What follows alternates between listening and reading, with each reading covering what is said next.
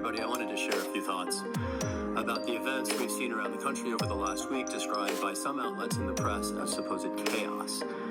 We are not witnessing chaos. We are witnessing and a part of an uprising, an entirely legitimate uprising by a people tired of being preyed on by our own public servants.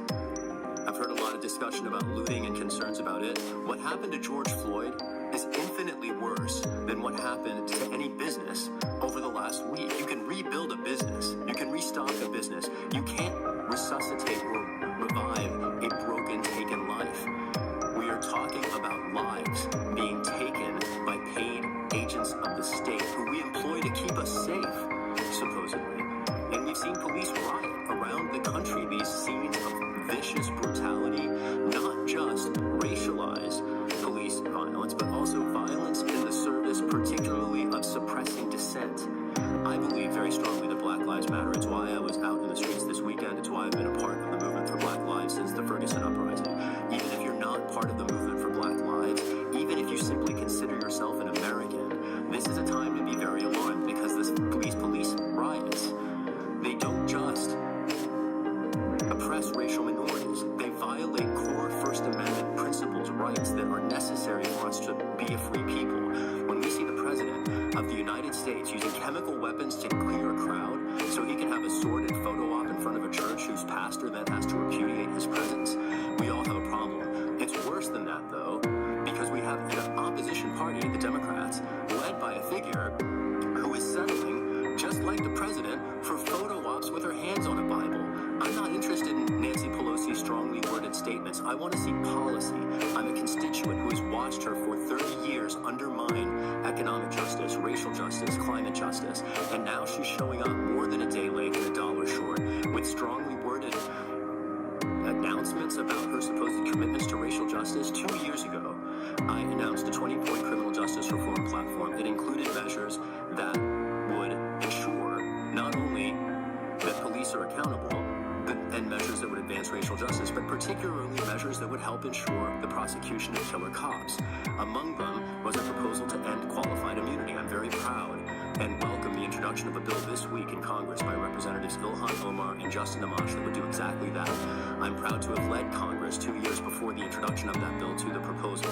If you want to see measures like that being developed in Congress, we should replace people like Nancy Pelosi, who at the very same time as she's issuing strongly worded statements against the president, has recently expanded his surveillance powers. Replace figures like that with figures who are in the streets, figures who have developed policy responding to our community's needs.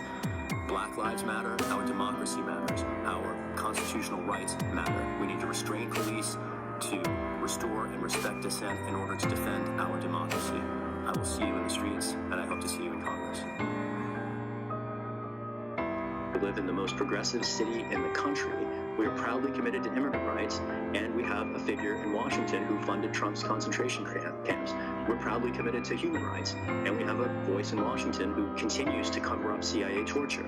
We're a city committed to worker rights, and we're represented in Washington by someone who until very recently opposed worker rights. I'm grateful for the chance to have pushed Pelosi into showing up for worker rights and the Protective Right to Organize Act, which she hadn't since the bill was introduced until just a few months ago. And on each of these issues, and policing in particular, I see Pelosi privileging photo ops, stunts, acts of theater over acts of governance. And to the millions of Americans who've taken to the streets to defend the lives of our black neighbors, we're over it. And if Nancy Pelosi really wanted to support the movement, she could finally embrace the End Racial Profiling Act. She's been in Congress for 30 years. That bill has been proposed for 20. If she was sincere, she would have backed it at any point in the last decade. I've been fighting for that bill since before the Obama administration, and I watched it hit the congressional cutting room floor under the Obama administration. Nancy Pelosi's never shown up for civil rights, not just in the context of policing, but really any other issue too. Gay rights come to mind. There was just a decision by the Supreme Court this week historically expanding the rights, particularly of trans Americans, to be free from workplace discrimination. I was fighting for the rights of LGBTQ communities to form their own families for 10 years before Nancy Pelosi showed up to support the rights of my gay neighbors.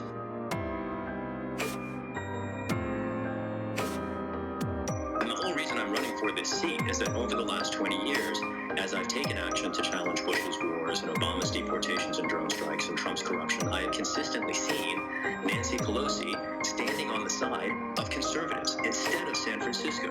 I was fighting in the courts for marriage equality on behalf of my gay neighbors 10 years before Nancy Pelosi even acknowledged their rights. And that kind of distinction, I think, is the kind that we need to spread across the district to make sure that everybody realizes. One of the things in particular that's been challenging is the construction of Nancy Pelosi